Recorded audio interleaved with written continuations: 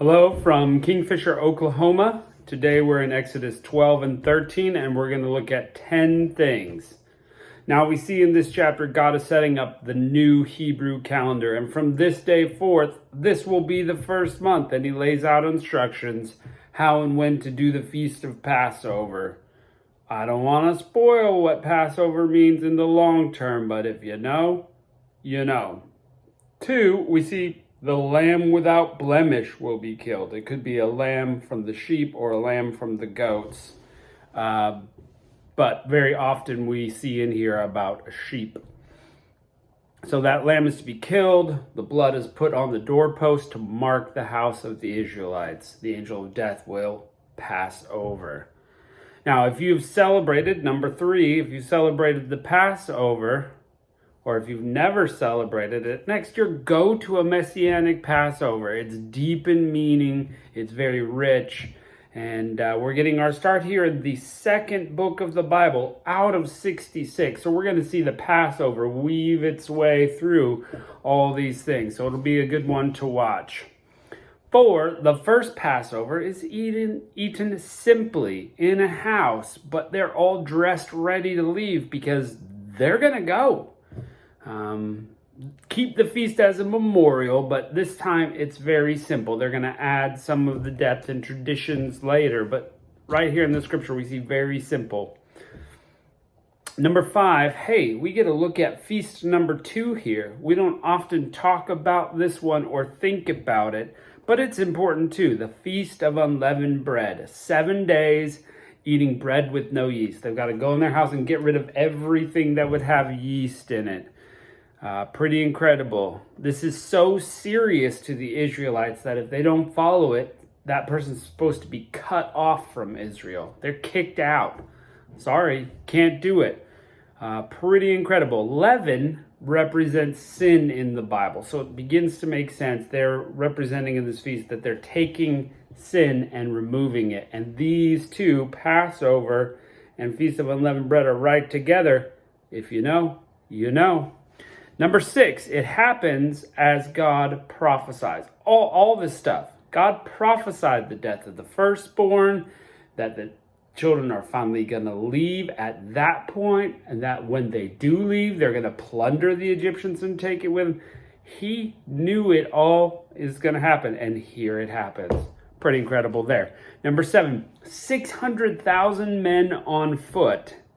Perhaps there's an equal number of women. That's 1.2 million people. And if they each have 2 kids, that's roughly 2.4 million. Now we're just guessing at numbers here, but it does say 600,000 men.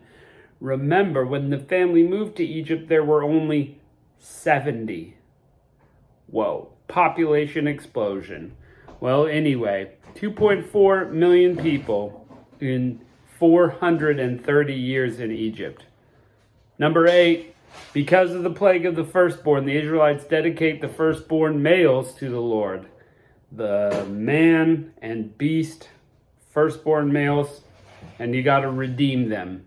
And that is a concept that we're going to see a lot in Scripture, redemption. You're going to pay the price to keep the thing, whether it be a beast or your firstborn son. Number 9, God does not take the direct route, the fastest one from Egypt to where Israel will be. Instead, he wants them to be ready. He doesn't want them to be afraid of the war that's coming, so he takes them off on a little route. But what we do see is this incredible picture. He leads them in a pillar of cloud by day and a pillar of fire by night.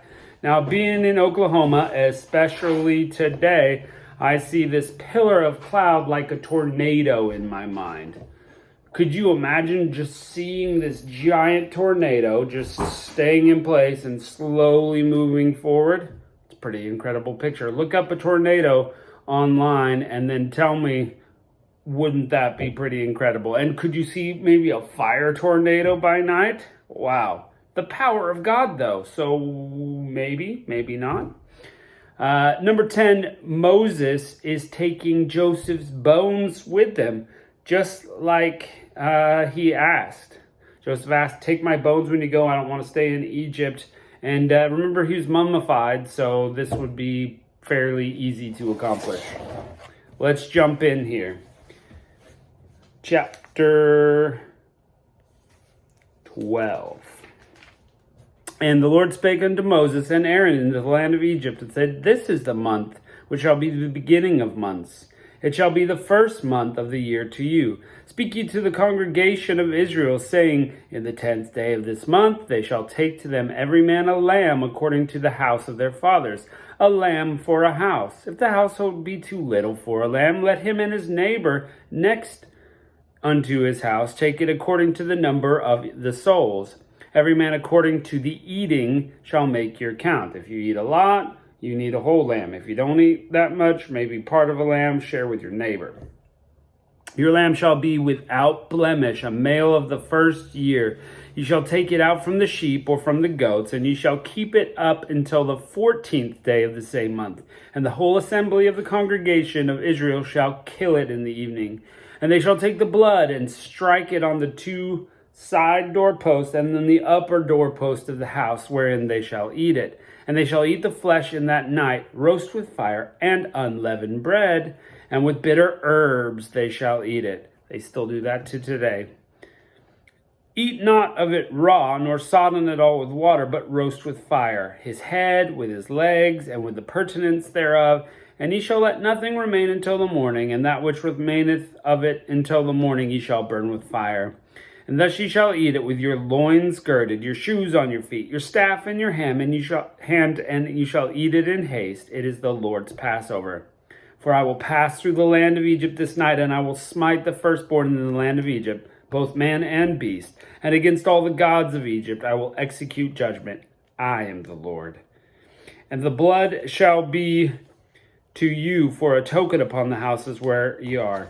And when I see the blood, I will pass over you, and the plague shall not be upon you to destroy you when I smite the land of Egypt.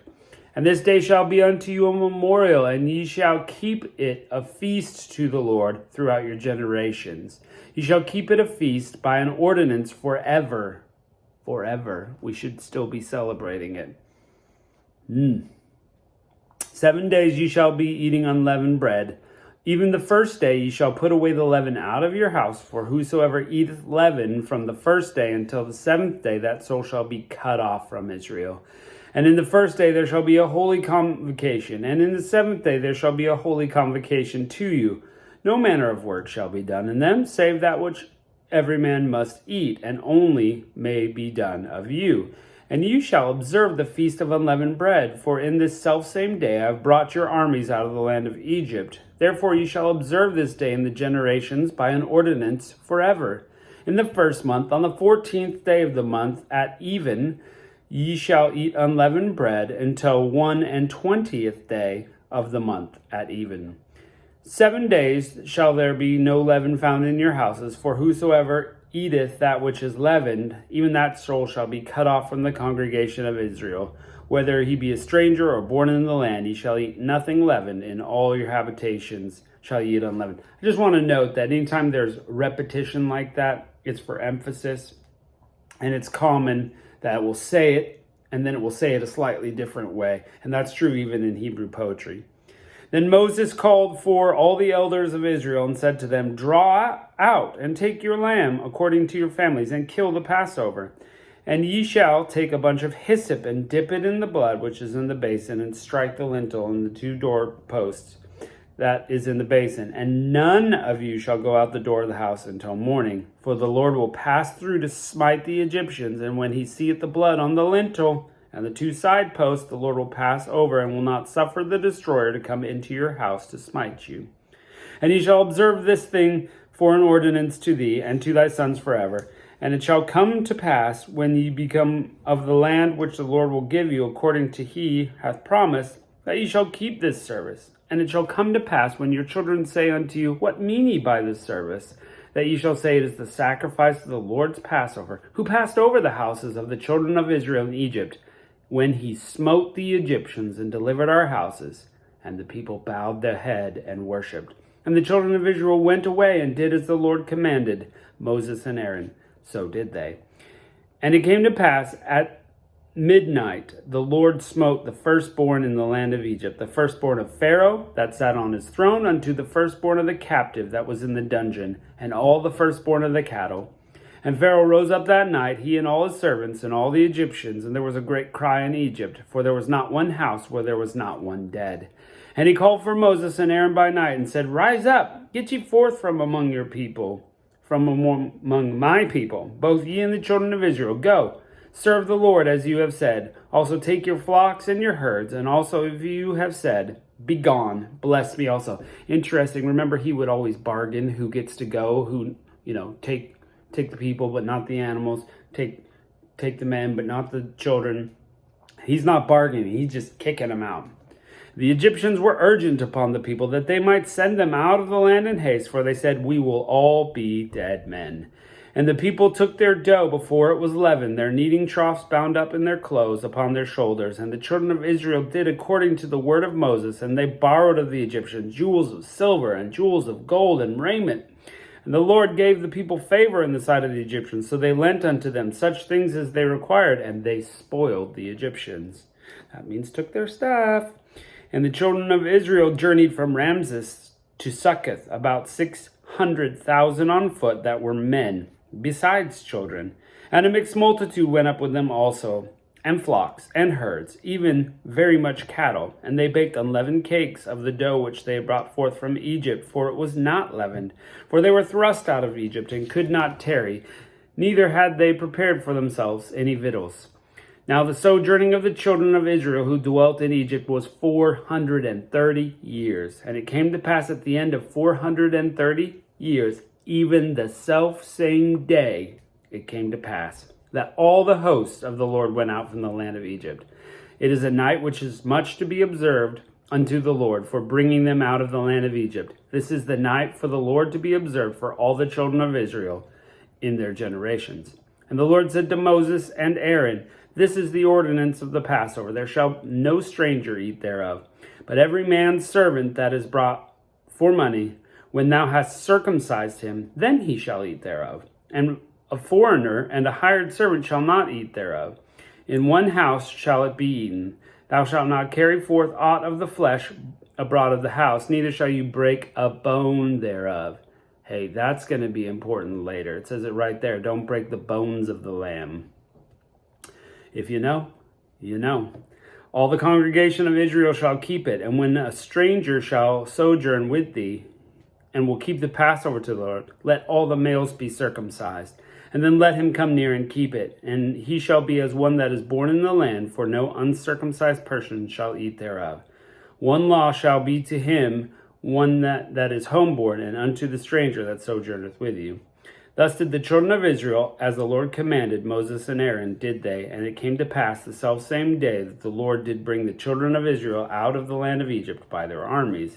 Chapter 13, And the Lord spake unto Moses, saying, Sanctify me all the firstborn, whatsoever opened the womb among the children of Israel, both of man and of beast, is mine.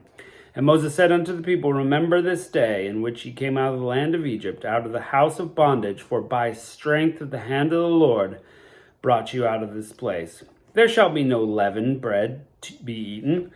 This day came ye out in the month of Abib, and it shall be when the Lord shall bring thee forth into the land of the Canaanites, and the Hittites, and the Amorites, and the Hivites, and the Jebusites, which he sware unto thy fathers to give to thee, a land flowing with milk and honey, that thou shalt keep the service in this month. 7 days shalt thou eat unleavened bread, and the 7th day shall be a feast to the Lord. Unleavened bread shall be eaten 7 days, and there shall be no leavened bread be seen with thee.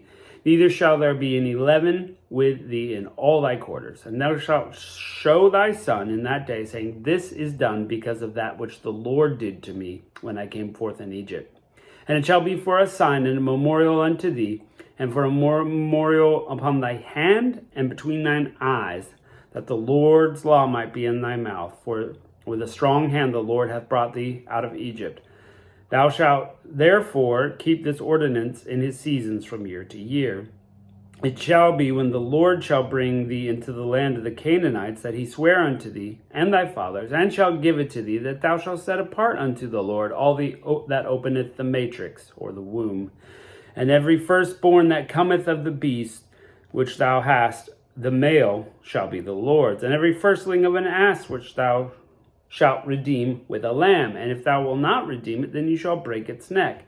And all the firstborn of man among thy children thou shalt redeem. And it shall come, when thy son asketh thee in time to come, saying, What is this? That thou shalt say unto him, By the strength and the hand of the Lord, brought forth from Egypt, from the house of bondage. And it came to pass, when Pharaoh would hardly let us go, that the Lord slew all the firstborn in the land of Egypt, both of the firstborn of man and the firstborn of beast. Therefore I sacrifice to the Lord all that openeth the matrix, being males. But all the firstborn of my children I redeem. And it shall be a token upon thy hand, and for thy frontlets between thy eyes, for by strength of the hand the Lord brought us forth from Egypt. They're going to keep that on the hand and in the forehead thing. That's going to be a minor theme. And it came to pass, when Pharaoh had let people go, that God led them not through the way of the land of the Philistines, although that was near. For God said, Lest peradventure the people repent when they see war, and they return to Egypt. But God led the people about through the way of the wilderness of the Red Sea. And the children of Israel went up harnessed out of the land of Egypt. And Moses took the bones of Joseph with him, for he had straitly sworn the children of Israel, saying, God will surely visit you, and ye shall carry up my bones away hence with you. And they took their journey from Succoth, and encamped at Ethem, in the edge of the wilderness. And the Lord went before them in a pillar of cloud by day, to lead them the way, and by night a pillar of fire to give them light, to go by day and by night. He took not away the pillar of cloud by day, nor the pillar of fire by night from before the people. Woo! Whoa. That would have been incredible to see. So I can only imagine a tornado sort of power and majesty and awe, the strength of God. Their story's still continuing. Catch you next time.